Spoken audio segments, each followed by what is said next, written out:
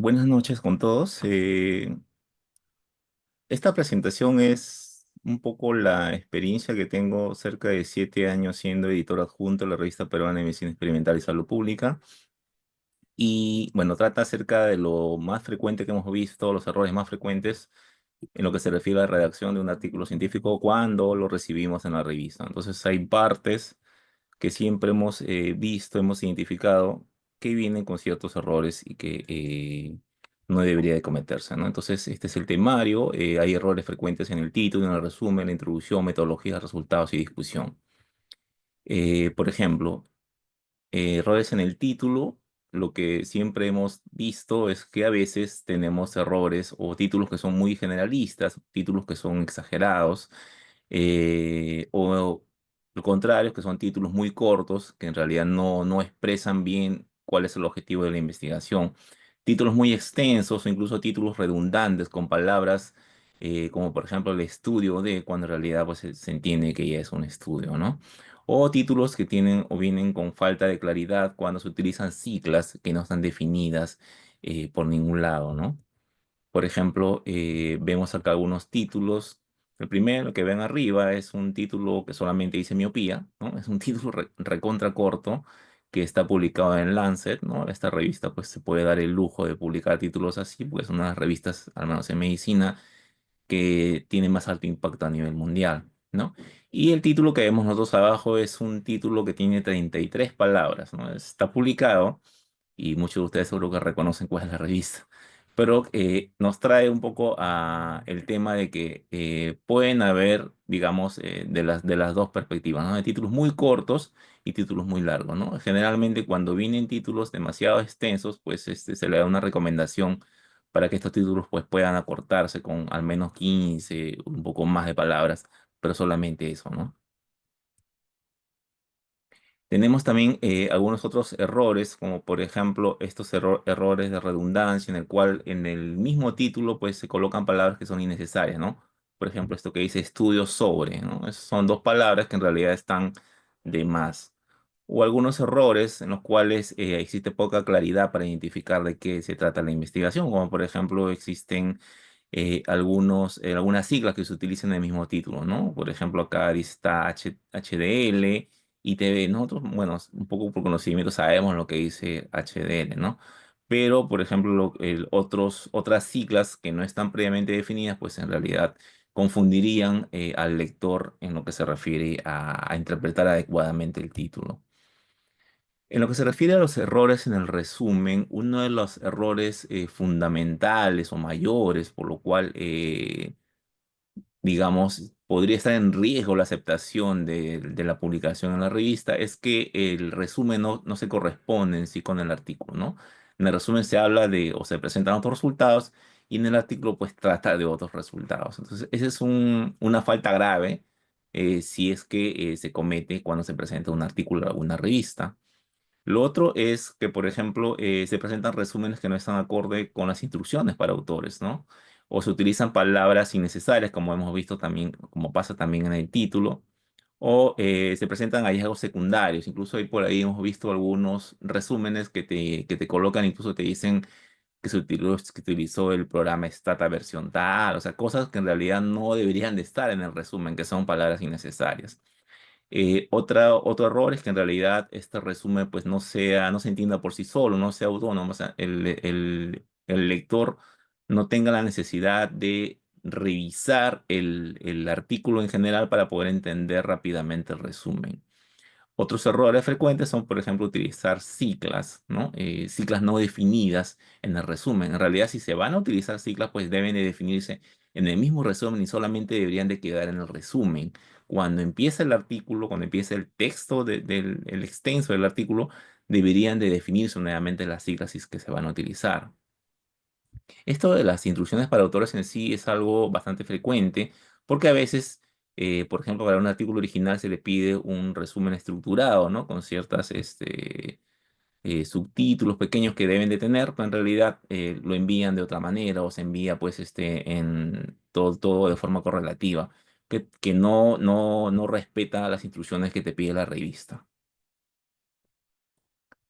Otro error también que se comete, que en realidad no es un tanto error, sino es el hecho de minimizar un poco la visibilidad de tu artículo, es que tú utilices palabras dentro de tu título que nuevamente las utilices como palabras clave en tu resumen, ¿no? Por ejemplo, acá tenemos este artículo que habla acerca de las características del síndrome inflamatorio multisistémico asociado a COVID en niños atendidos en un hospital peruano y está a los años 2020 y 2022. Pero ya se menciona en el título que se trata del síndrome inflamatorio multisistémico. Por lo tanto, en las palabras clave ya no debería repetir, porque en realidad algunas revistas te colocan solamente 5 o 6 palabras clave como máximo. Entonces, si ya está la palabra clave en el título, pues ya se considera esa palabra como una palabra clave. Entonces, no se debería repetir con las palabras claves que están al final del resumen. Igual también ocurre con COVID-19. Entonces, ahí hay dos palabras clave que se están perdiendo, por así decirlo. Entonces, las palabras clave, una buena práctica es utilizar palabras que no estén definidas o puestas ya en el título del artículo que se somete a la revista. Dentro de los errores, digamos, que hemos visto más frecuentemente que se colocan en la introducción, es básicamente este cuarto error, ¿no? El no presentar adecuadamente una justificación. Si bien nosotros nos podemos dar cuenta las partes de la introducción, si por ejemplo tenemos un estudio que habla acerca de depresión, pues tiene que haber un párrafo o 2 párrafos que te expliquen el problema, cuál es la situación actual de la depresión sobre el tema que ellos están tratando. Y si por ahí buscan ver alguna asociación entre la depresión y alguna otra variable, pues deben de presentar justamente cuál es la situación actual de la asociación entre estas dos variables.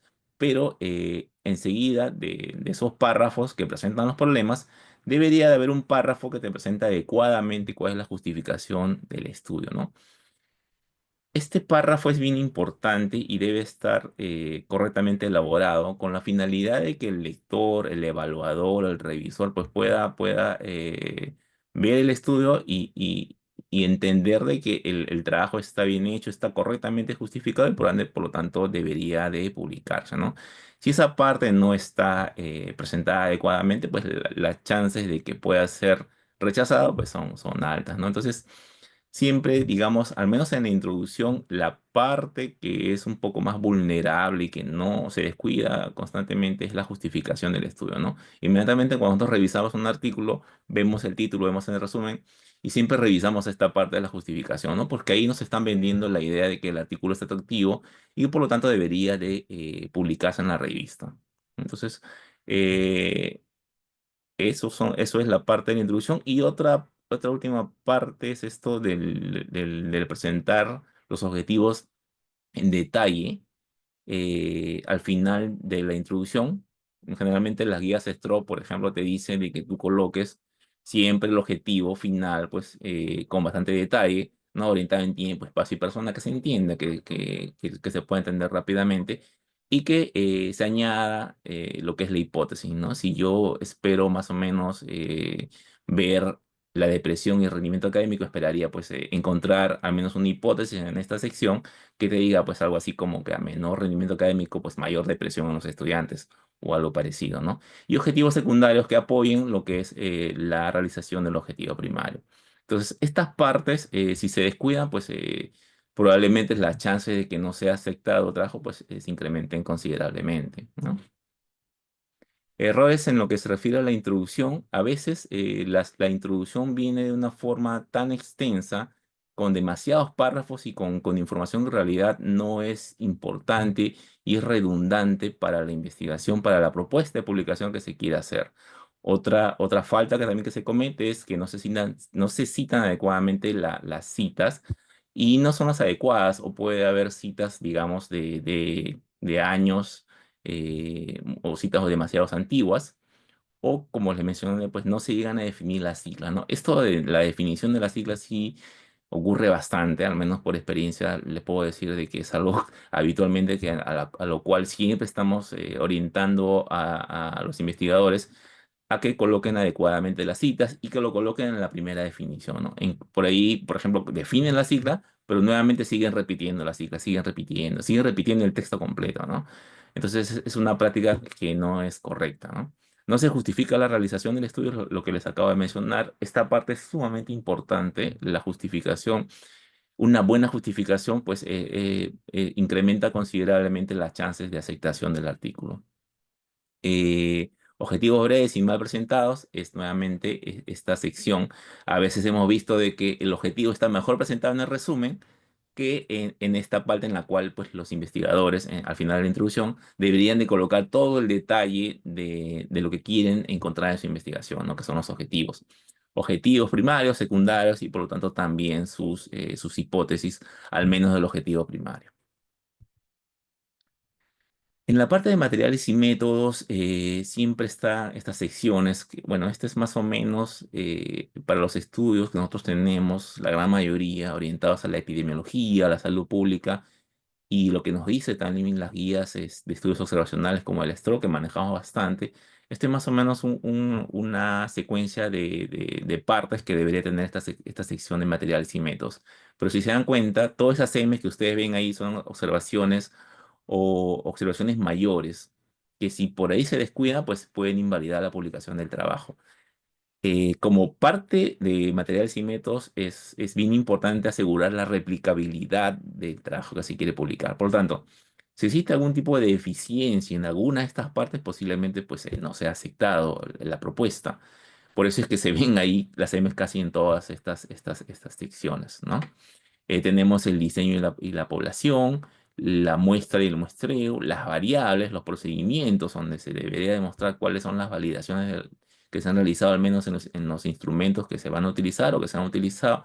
El análisis estadístico, ni qué decir, ¿no? Un buen análisis estadístico realizado correctamente, pues aumenta considerablemente las chances de aceptación. Y la parte final, que tiene que ver con los criterios éticos, fundamental si el estudio se realiza en seres humanos. En lo que se refiere a diseño y población, un error frecuente es no colocar el diseño, el nombre del diseño, o sea, no colocar que están haciendo un estudio de casos y controles, no colocan que están haciendo un estudio transversal.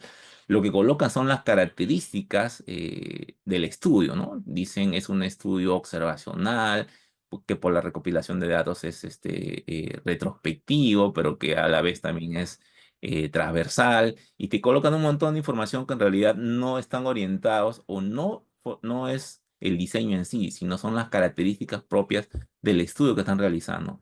Entonces, la recomendación acá es de que siempre coloquen el nombre del diseño del estudio.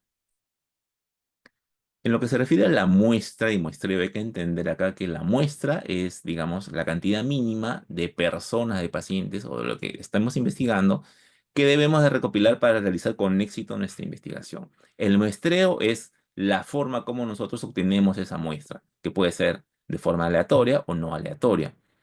Si es de forma aleatoria, un poco nos aseguramos la representatividad, ¿no? Eso es lo que ya todos manejamos, todos sabemos. Pero debemos siempre de entender y asegurar la replicabilidad de esta parte en calcular adecuadamente un tamaño de muestra, ¿no? Ahí están las fórmulas, están los softwares estadísticos que utilizan y toda esa información debe estar correctamente presentada en esta parte. Recuerden que en el cálculo de tamaño de muestra pues va a depender un montón del objetivo que tú estás haciendo. Si tú haces un trabajo que quieres estimar la prevalencia de una enfermedad, tu cálculo de tamaño de muestra viene a ser de una forma. Pero si quieres estimar la asociación entre dos variables A con B, el cálculo de tamaño de muestra también es de otra manera. Entonces, esta forma debe estar correctamente presentado de acuerdo al diseño que tú estás haciendo en tu investigación.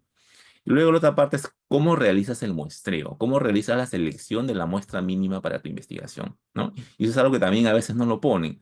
No te dan información acerca de cómo se realizó el muestreo, ¿no? Entonces, te dan poca información o casi nula información al respecto. Criterios de exclusión son también partes importantes en esta sección. Recuerden que los criterios de inclusión deberían de ser bastante sensibles para capturar la mayor cantidad de participantes y los criterios de exclusión bastante específicos para seleccionar a aquellas personas o aquellos pacientes que no deberían de incluirse por cuestiones específicas, ¿no? La potencia estadística también debería de describirse en detalle, sobre todo cuando amerite calcular potencia estadística, ¿no? Generalmente en estudios de datos secundarios es donde se colocaría esta parte de cálculo de potencia estadística para saber si el tamaño de muestra que tiene el estudio es suficiente para poder demostrar la pregunta de investigación que ustedes están proponiendo, ¿no? Esto es más o menos en lo que se refiere a la muestra y el muestreo. En lo que se refiere a las variables, errores frecuentes en la presentación de variables están orientados a que no se definen, al menos operativamente, las variables, ¿no? A veces se utilizan variables que no son de uso tan frecuente, ¿no? Como por ejemplo medir, no sé, síntomas depresivos u otro tipo de variables un poco más complejas y no hay una definición operacional detrás, o sea, no hay una explicación de cómo se mide la variable, ¿no? Y al final, si es que no se describe correctamente toda esta forma operacional de las variables, pues en realidad el estudio no se va a entender. Y nos damos cuenta nosotros cuando revisamos las tablas y al final vemos todas las variables que están en las tablas y que no han sido definidas adecuadamente en esa sección que se presentan en variables, ¿no? Entonces, ese también es un error bastante frecuente y no hay que caer, digamos, en este problema, ¿no? Está también la definición correcta de las variables independientes, cuáles son las dependientes, independientes, intervinientes, confusoras, cuando amerite, cuando el estudio, pues, tenga, digamos, este tipo de análisis para poder definir la asociación correcta entre las variables, ¿no? Entonces ahí tiene un ejemplo acá a la mano derecha en el cual cómo se hace una definición de la variable, en este caso la anemia, ¿no? Con bastante detalle para que se pueda entender y para que el lector pueda ver efectivamente que el trabajo, pues, y las variables están correctamente presentadas. Luego otra parte importante también son los procedimientos. ¿Cómo se describen los procesos para la medición de las variables? ¿Cómo yo obtengo las historias clínicas por las cuales voy a hacer la investigación? ¿Cómo presento o cómo les digo a los editores, a la revista, al comité editor, de que efectivamente los instrumentos que yo estoy utilizando son los adecuados para medir lo que quiero medir? ¿No? Si los instrumentos que yo estoy utilizando están validados, también tienen una adaptación cultural acá en Perú, si se hace el estudio acá, y si son los adecuados y si cumplen adecuadamente, digamos, los perfiles mínimos de calidad para que puedan usarse en mi investigación, ¿no? Entonces, toda esa parte de los procedimientos, los permisos, cómo yo tomo los datos, cómo accedo a la información, cómo recopilo toda la información para mi investigación, cómo selecciono a los participantes, debería de estar detallado en esta sección de procedimientos, ¿ya? Esta parte de procedimientos, por ejemplo, en los estudios de tipo instrumental, tiene bastante información, ¿no? O sea, hay todos los procedimientos laboratoriales, por ejemplo, ¿no? Cómo se hacen las pruebas, para un cierto tipo de estudios experimentales. Sí hay bastante información, pero en los estudios en los que se recopilan datos de encuestas a veces se cometen los errores en los cuales los procedimientos no están, digamos, presentados con bastante detalle, ¿no? Sí están presentados, pero o sea, no hay mucho detalle y siempre hay que pedirle más información al respecto.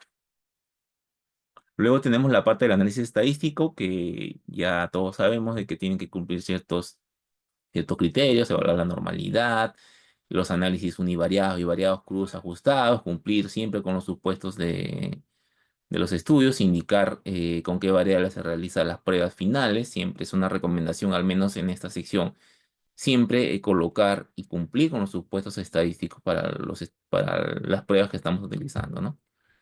Criterios éticos, siempre recordar que toda investigación que se realice en seres humanos debe tener aprobación por comité de ética. ¿No? Eso es algo fundamental.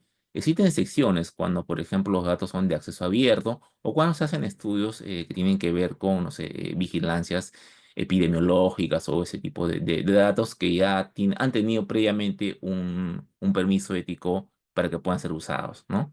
Pero acá lo fundamental es siempre declarar que el estudio tenga al menos una revisión por un comité de ética, si se ha realizado en seres humanos. En la parte de errores, en la sección de materiales y métodos, siempre la replicabilidad es importante, ¿no? Al menos esta sección es bien importante, que si es que falla en alguna de las partes que le he presentado, pues en realidad el estudio no sería replicable, ¿no? Y por ende, pues ya todo el trabajo estaría mal.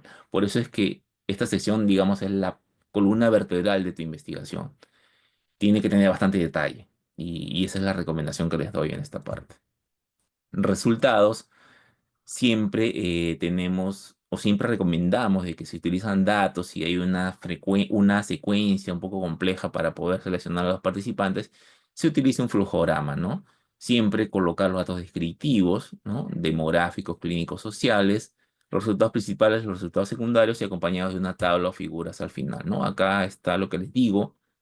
La utilización de flujogramas es una práctica bastante útil para que ustedes indiquen rápidamente cómo se seleccionaron los participantes de su estudio, ¿no? Imagínense toda esta información que está en esta figura, tratar de escribirla con texto, pues sería bastantes párrafos que podrían utilizar para poder describir toda esta información, ¿no? Acá tenemos la tabla uno, que es la tabla netamente descriptiva.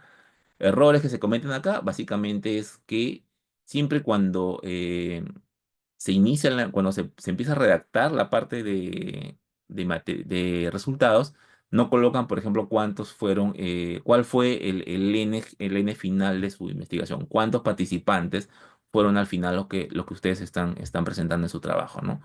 Entonces, todo eso, más esta información, debería estar detallada adecuadamente en las características sociodemográficas, las características clínicas, laboratoriales. No sé, depende del objetivo de su investigación, ¿no? Esta es la tabla 2 bivariada, que nos sirve un poco para hacer un contraste entre todas las variables que tenemos con nuestra variable de problema y para ver si por ahí, al menos en forma preliminar, existen o no diferencias significativas. Y la tabla 3 que nos ayuda a poder, digamos, cuantificar la asociación que estamos planteando como objetivo, ¿no? Nos ayuda para poder ver, identificar si es que por ahí la variable de interés está o no asociada y cuál fue esa magnitud de asociación que nosotros encontramos en esta tabla, ¿no? En este trabajo. Errores que se cometen en los resultados, a veces en las tablas aquí, ¿no? Aquí abajo, por ejemplo, se colocan los valores de P, pero no se indica la prueba estadística que da origen a ese valor de P. Esto se le conoce como la P huérfana, ¿no? No se usan intervalos de confianza. A veces también un error frecuente es colocar simplemente, como dice ahí, ¿no? Un P menor de 0,05, cuando en realidad pues deberíamos de detallar cuál es el valor de P en general, ¿no? A veces también se utiliza el P igual a cero, ¿no? En realidad no existe un P igual a cero. Siempre puede ser un P por más pequeño, pues como un P menor de 0,01, ¿no? Esa sería la forma correcta. No expresar la magnitud, sobre todo cuando se tiene algún tipo de hallazgo importante y tú colocas los valores de, no sé, pues ORs o RPs y no expresas la magnitud, ¿no? O sea, solamente dices está asociado, pero no dices cuánto está asociado, ¿no? Otros errores, por ejemplo, a veces se utilizan datos continuos o mejor se tienen datos numéricos y se categorizan y no se explican, no se da un motivo por el cual se realizó la categorización. Otro error también es que no se cumplen los supuestos, ¿no? Una prueba estadística que no tiene supuestos detrás, en realidad también pues dudaría mucho, al menos para el revisor, para que esto pues pueda seguir avanzando, ¿no?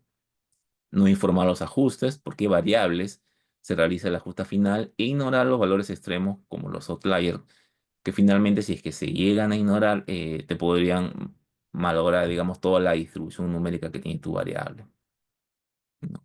En la parte de discusión, digamos, los errores más frecuentes que se cometen en esta sección están orientados a la parte de no realizar las comparaciones o de no hacer las interpretaciones adecuadas de lo que tú estás presentando, ¿no? Doctora Larco, disculpe, tiene 5 minutos. Gracias, Berta. Ya voy a terminar. Por ejemplo, siempre no se hace una interpretación adecuada de esta sección, a menos cuando se tienen los hallazgos principales. No se hacen las interpretaciones, simplemente se hacen las comparaciones, como se pueden ver acá, pero no hay una interpretación detrás o de lo que significa esto, ¿no? Otro error también es no colocar las limitaciones de tu investigación, o al menos colocar muy pocas investigaciones, ¿no? A veces los investigadores piensan de que su trabajo pues está limpio o es perfecto, que no tiene limitaciones, por lo tanto no las colocan, ¿no? Entonces siempre es una práctica y siempre es redundante que los revisores le digan que le faltan limitaciones al estudio, ¿no? Pero no solamente es colocar una lista como un checklist de todas las limitaciones, sino colocar por qué, a pesar de esa limitación, el estudio todavía es relevante y por ende publicable, o sea, colocar una explicación de esa limitación, una justificación de esa limitación, ¿no? Acá están los errores. A veces se hace una discusión demasiado general, la redacción no es clara y concisa, se repiten los resultados, eso también es bastante frecuente, se exagera un poco la importancia de los resultados, no se interpretan los hallazgos, se hacen interpretaciones injustificadas, no se discuten las limitaciones, eso es lo que les acabo de decir, y aunque no lo crean, algo que vemos siempre y con bastante frecuencia es que los trabajos al final de la discusión vienen sin las conclusiones del estudio. ¿M? Y es habitual, o sea, nosotros revisamos los artículos, las propuestas de publicación y no hay conclusiones. Y es algo que, bueno, a veces, si es algo demasiado importante, pues en realidad pues, no se aceptaría, ¿no? Y eso es lo que les quería presentar por ahora. Ay, muchas gracias por la atención. Y voy a dejar de compartir. Listo. Mm, Gracias a todos. Gracias, doctora Larco. Como ven, estamos extendiéndonos un poquito en el tiempo y vamos por lo menos a hacerle una de las preguntas al doctor Alarco, que, ya que tenemos varias. Y una, perdón, dice, mencionó la validez de los instrumentos. ¿Cuál recomienda en un ámbito que no sea psicología? Se debe pedir validez pese a que el instrumento se validó en una zona culturalmente parecida a la original y en el mismo país. Mm, Ya. Justo creo que hoy más tarde va a haber una ponencia sobre esto de las validaciones y de la psicometría de los estudios. En realidad, todo estudio que se realiza acá al menos si se utiliza un instrumento de afuera y que se realiza acá en Perú, debería de tener una validación previa, ¿no? Esa es la recomendación. Si por ahí se ha aplicado acá, debería de justificarse adecuadamente si es que ha tenido una validación o no acá en el Perú, ¿no? Si ha tenido una validación acá, pues no hay ningún problema. El problema surge justamente cuando se utilizan estudios de afuera, ¿no? Si por ahí no hay una validación, como dice la pregunta, se tendría que buscar lo más cercano posible, ¿no? Tenemos acá Perú, pues vemos un poco las zonas, no sé, de países parecidos a Perú en los cuales el instrumento se haya aplicado, ¿no? Entonces, por ahí más o menos podría justificarse. Pero eso es algo discutible, ¿no? Es algo que incluso a veces lo discutimos bastante en las reuniones que tenemos en el comité de la revista, ¿no? Por ahí se acepta, pero por ahí tampoco podría no aceptarse, ¿no? Entonces, la idea es que siempre tenga una validación para no tener este tipo de problemas. Ok, doctora Larco, muchas gracias por su presentación, por su ponencia el día de hoy. Gracias. Gracias a ustedes.